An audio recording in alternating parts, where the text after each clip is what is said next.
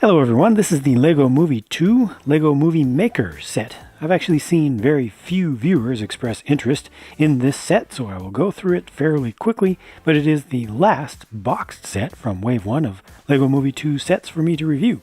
Now the general idea here is to begin to dabble in movie making with LEGO using your phone with this set. So this is actually a phone holder, so if I put this ancient dinosaur in here from a number of upgrades ago, just for the sake of example. It gives you different angles.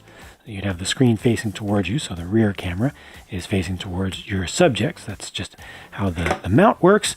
And then you would be able to move this back and forth, so you're able to get different angles, and that's pretty much it. You're looking at your stage and doing everything over here. The big deal with this set really is the stage and also the props that it comes with. So this is a heavy cardstock piece back here that's printed. So on one side it shows you Apocalypseburg, and the way that this is set up with the camera mount or phone mount up close, you're actually able to get a lot of this in the shot from a lot of different angles. You can also turn the edges in to help with that a little bit, and around the other side you can reverse the whole thing. Just take off a couple of little modified tiles up there, but on the reverse side you have a different zone. I won't spoil this for folks who still haven't seen the LEGO Movie 2, but it's just a different place, so you can change your setting that way.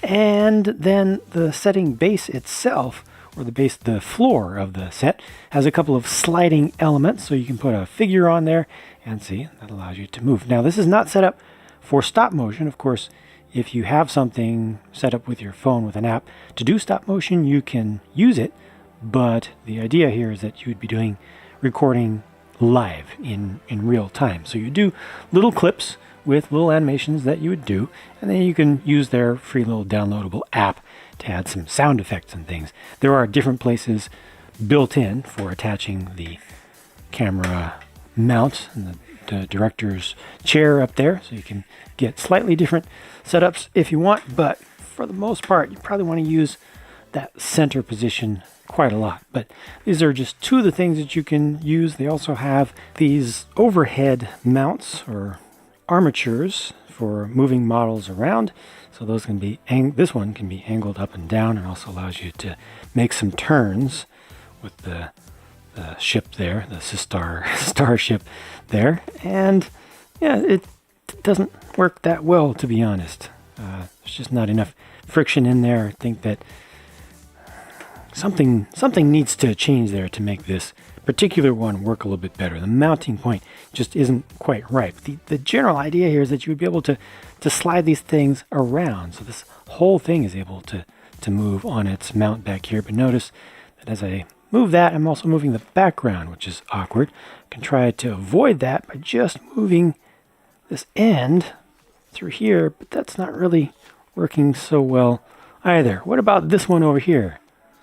That slides back and forth a little bit easier, still taking the background with me, but it's a different mounting style, and this one does allow me to maintain the angle, and that just comes right off. I mean, all of these things can be mounted in custom ways. They're just giving you starting points, but this works much more effectively because I can take this free form and freehand and just fly it from any kind of angle, which is a lot more useful.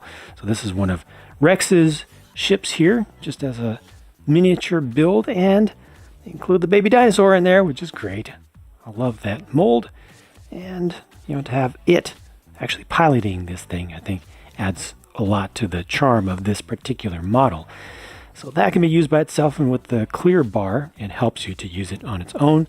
The General Mayhem ship here definitely gets the idea across. This was a fun little build to put together. Feels a little bit advanced on the sides. It feels like you're actually doing a proper Lego build here. It's not dumbed down too much. I don't really like it from the front so much. I think it could have used one more element behind there just to darken up the canopy area a bit.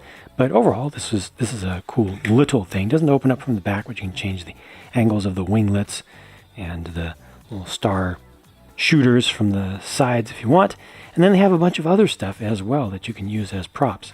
For Mayhem herself, she can float in on her star platform, because they give you this arm that allows you to just keep your fingers out of the shot a little bit more easily. You know, just gives you some distance there with just the clear pieces to keep from, you know, being too distracting. And this has the dish on the bottom, which is very useful because it allows you to just sit her there or sit anything there, because ultimately this doesn't have to be used with Mayhem. It just has a bar, so anything clip-like can be attached to the top of that. And it also has a stud, so anything with an anti-stud can be attached to it directly, like so, or a minifigure will also work on that just fine. You can also remove the dish piece if you want to be closer to the ground. You know, definitely use these tools and experiment with them differently, but this does allow you to bring something into the scene and just let go and not have to worry about, you know, it falling over on its own if you didn't have that dish piece down there. For a little bit of a different control setup, here's a invader from the planet Duplo, who is held from above, so you're supposed to keep your fingers out of the scene from above. I mean, you're going to get shadows and stuff. This is definitely not a perfect system, but I do like some of these props. This one is really nice for its size, because not only does it look proper, but it allows you to do this. So you can make it look like it's having a conversation with somebody, and you can also make it look like it's walking like this. Oops. There you go. You know, just every time you pick it up, it swings open. I don't know. I think it's a charming little thing, and then you can use this clear antenna piece as an alternate control stick for other things. That one's a little bit short, though. I like this one better, or this setup better, because it's taller. Uses that longer piece there, and it does the job.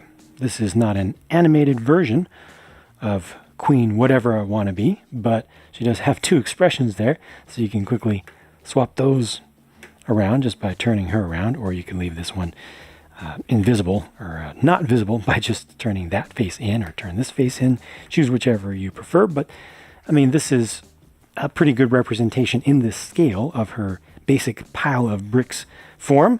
What about Unikitty, or is it Ultra Caddy? In this case, it's just Unikitty. But this one also has some animation that it'll do, some movement. Let's see if I can get this angle a little bit differently. Let's see, what else can I do here? Get a little bit more. I can't really get much more range out of it. Yeah, it just has some movement. I don't know. When I put this together, it felt better than it does now.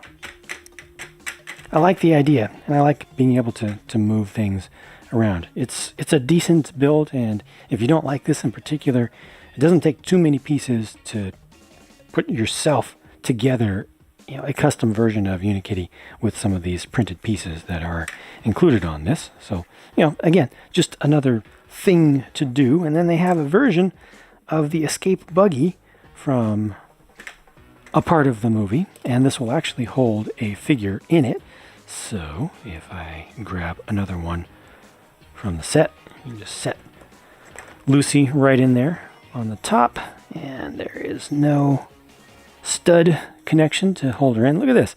This is able to rotate around. So this rolls in the first place, you know, which is proper, and you can make it do wheelies and stuff like that, jump over things potentially, but also you can make it turn around 360 degrees. It'll turn around all the way. And I kind of like the fact that there's no stud connection here, because it makes the figures have this play, so that, you know, the space to move back and forth. So as they go over bumps and things, they kind of, you know, or she in this case, one looks like it's kind of moving back and forth. I don't know, I just think that's kind of cool. A little different angle that you can select there. You can make it a little bit more flat, make it lean forward a little bit. Got the engine on the back, the engine details. Just imagine using this kind of like a turret head for the whole thing. It's not the most realistic looking thing compared to the real thing, but I don't know. It's effective, and this idea of having something that is able to spin like that, I think is a good one, is a good thing to play around with. They have a couple of static just barricades that you can use so you can drive through those or have to jump over them if you want, but I think the best thing there is just to drive right through them. And they also have a much larger invader from the planet Duplo, and this one has one of these longer arms on it, and this ability right here. That's good. That's good design work there. It's pretty simple, but I like it. I wish the mouth closed a little bit more in its default form, but might be able to modify that a little bit. But I think this thing just looks really good. Good printed pieces, good clear pieces. Looks imposing, but fits into the scene. That's pretty cool. The versions of Emmett and Lucy included in this set are fairly straightforward and kind of basic. You don't have the warrior look for Lucy. She's, I guess, pre-apocalypse Berg here, but Emmett does have the wear patterns on him. I like Emmett's smile there. It's a fairly genuine looking one. I think that it's just a nicely designed thing. Wild Style, as she was once known, does have the printing there. The production on this one's a little bit off. I think it was just a little bit scratched after it was built, but you won't always see that, and you do get alternate faces for these. Lucy's is slightly offset there, so if I center this one, see now, this one is looking off to the side, but that's no big deal because no matter what, the hairpiece is going to cover one of them. Rex here is looking fairly satisfied with himself, while the biggest thing to note about this version of Sweet Mayhem is that in this set, she does not come with a helmet, only that super awesome hairpiece. But I would have definitely preferred to get both. Now each of these gets a blaster that is fairly basic, but effective enough, and Mayhem also gets a heart tile piece, which is nice, and no alternate face for Mayhem, of course, but you do get this crazy cheesy grin for Rex. Here are the spare parts, the leftovers, and because there are so many small builds in this set, you do get a lot of little 1x1 style things, including some special colors and some special designs and things. Like that's a sand blue piece right there. I got a couple parts in teal, Exoforce hand in orange, a lot of hollow studs and stuff. This is pretty generous. It's tough for me to figure out a fair value for this set, but the price to part ratio looks fine, so I'm going to say the whole thing is fine, especially considering the fact that it does have some fairly large modified tile pieces used for the floor, and it has this whole backdrop, which is pretty nice. Of course, you do have to provide your own video recording device, but that's not much of a stretch these days with those things being so prevalent. You don't have to have a very high level version to use this. Now, they do have the Lego Movie Maker app, but it doesn't do a whole lot. It just allows you to record up to 1 minute in chunks, so you can start recording and then stop and then continue recording, and then it lets you put in just a handful of pre-made visual effects that are really basic, or a handful of pre-made sound effects that are also very basic. If you want to even share the movie that you make at the end, to even download it, to use it for yourself, you want to put it on YouTube or anything, you need to log in with a Lego ID account. Submit your video to the Lego moderation team. They will look at it and make sure that it's okay. And then if they approve it, they will put it up in the gallery where it can be shared with the rest of the world, and you will also then be allowed to download it yourself. I very strongly recommend that you just use whatever camera app that you already have, or explore some of the other options that are out there. The Movie Maker app part of this really does not add a lot of value to it at all, and in many ways it holds things back. I think that this is a nice way to get kids thinking about making their own films if they haven't already. If a kid has already started using a phone to just film Lego and stuff, then you can really bypass all of this. For someone who already has some filmmaking chops, even at the most basic level, the biggest value here comes in all of these clear parts, I think, that are used as bars to hold things. And it also gives you some ideas, but you don't need to buy the set to get those ideas. But I think that the parts are the most valuable things here. Really too bad that there's no helmet for her. Overall, I think it's an okay set, but not that great. I feel like you can do better with your money. You can also do better if you're looking for stuff to film, Lego stuff to film.